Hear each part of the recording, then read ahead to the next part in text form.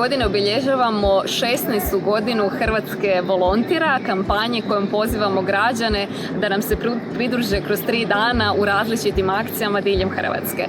Već godinama okupljamo i različite organizatore volontiranja i građane koji možda po prvi puta volontiraju i na taj način doprinose svojim zajednicama. Danas se nalazimo na okretištu Kraljevac i odlučili smo napraviti jedno dobro djelo. Realno, svako volontiranje je dobro djelo. Naše dobro djelo sada, konkretno, sastoji se od prikupljenih više od 11.000 čikova, a tek smo započeli. I danas smo tu na Mihaljevcu i skupljamo smeće.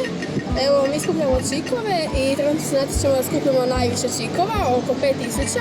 I sad smo već negdje na 14. teglici, ja mislim.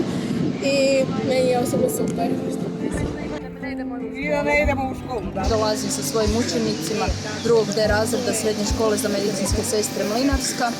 Malo znači pomoći očistiti od čikova, od smeća, s obzirom da je danas Hrvatska volontira i sa udrugom Čisteći Medvjedići smo se povezali preko volonterskog centra i zajednički imamo akciju kojim evo želimo malo uljepšati ovaj naš prekrasan Zagreb.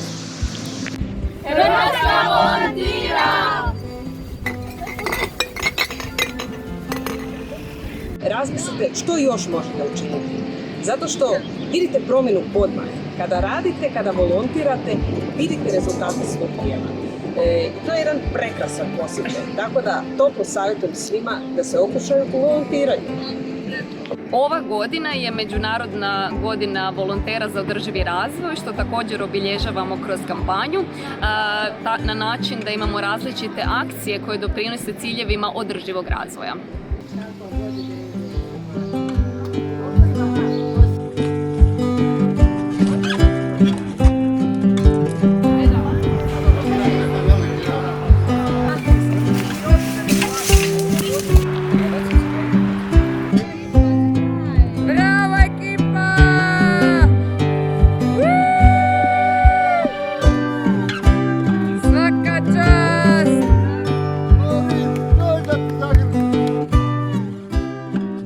Within the action Croatia Volunteers, we choose to make the Wall of Tolerance in the city of Vukovar. Why the Wall of Tolerance? Because this is the important for us. We build this community, we build together with the young people, and we want to send the message of tolerance and solidarity, not just for the locals, but for the region, for Europe, for world.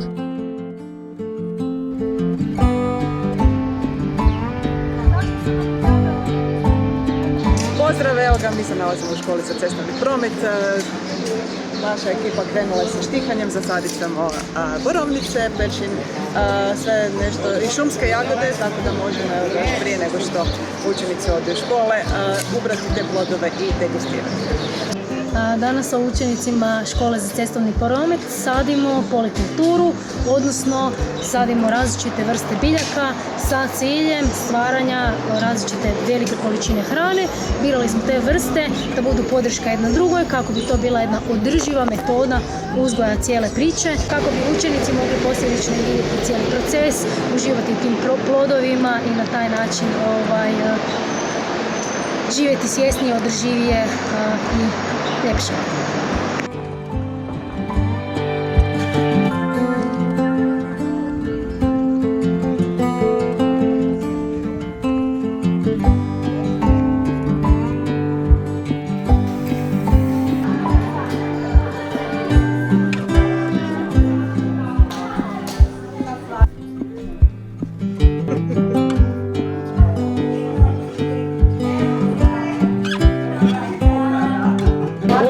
Manifestacije Hrvatska volontira, društvo Naša djeca Zabok u suradnji sa mrežom udruga Zagor i savjetom mladih grada Zaboka organizira volontersku akciju pod nazivom Uljepšemo starijima dan, da im bude fan.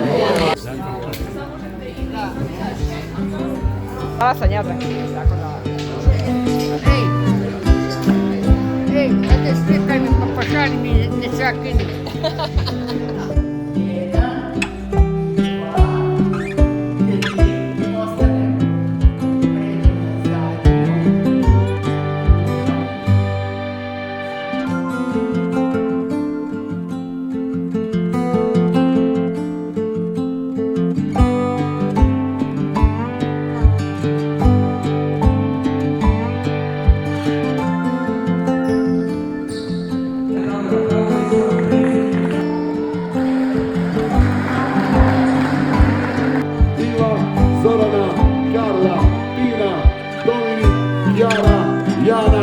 Ajde, pljesak još jači! Smo se danas s ciljem povezivanja zajednica, povezivanja institucija koje djeluju na ovom području, povezivanja organizacija civilnog društva i građana.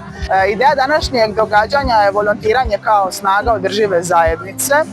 Iza nas se nalazi 19 udruga koje su osmislile svoje edukativne radionice, zabavne aktivnosti za djecu, mlade, građane. Ideja je tu održivost prikazati svih njenih segmenata, one okolišne, društvene i ekološke dimenzije.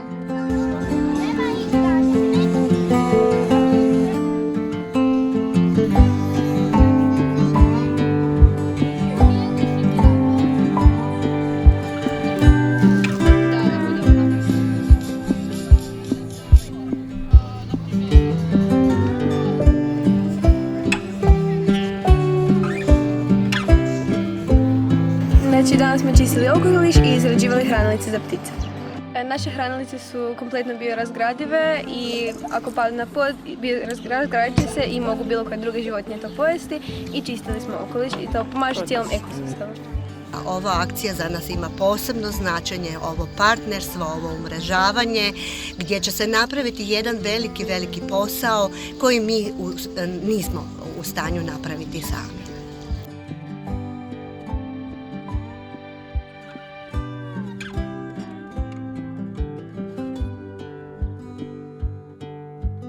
Danas smo se okupili kako bismo proslavili međugeneracijski festival pod nazivom U našem dvorištu zajedno sa aktivnim umirovljenicima Osijek.